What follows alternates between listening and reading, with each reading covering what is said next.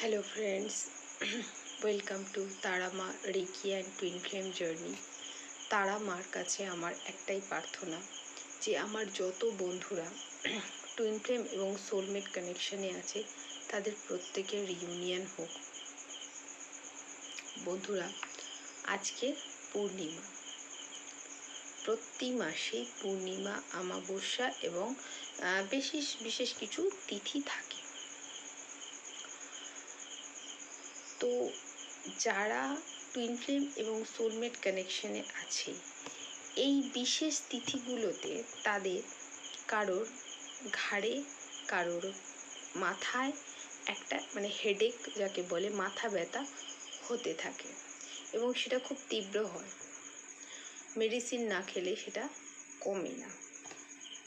এবার সেটা হয় কেন?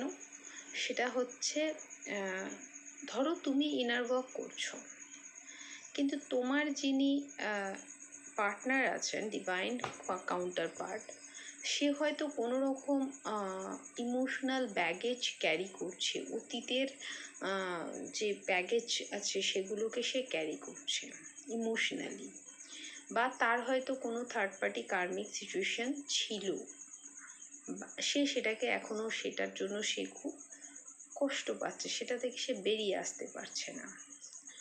তো কখনো কখনো সে না স্যাড হয়, তখনও সে ভাবে যে যদি এমন কেউ থাকতো, যদি তোমাদের এখনো পর্যন্ত রিউনিয়ন না হয়ে থাকে, তো সে হয়তো ভাবে যদি কেউ এমন থাকতো যাকে সবটা বলা যেত।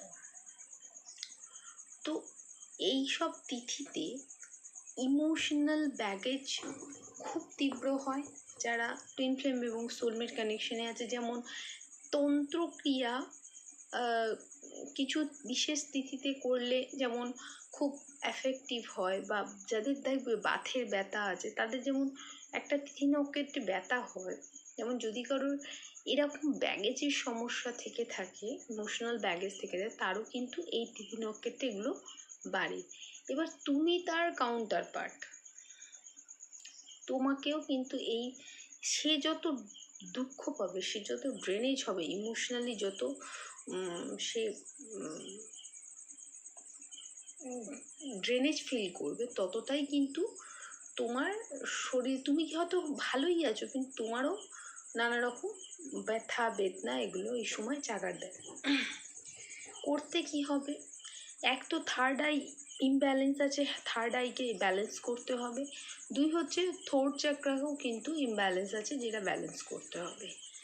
আজকের আমি এই টুইন ফ্লেম এবং সোলমেট কানেকশন যারা আছে তাদের জন্য কিছুটা হেলিং দেব, এবং সেটা আমি অনলাইনে কিছুটা হেলিং দেবো ইমোশনালি যাদের এই সমস্যাটা আছে, যাদের ইমোশনাল ব্যাগেজে যারা ভুগছে তাদের জন্য। Let start. জয় মা তারা, জয় মা তারা।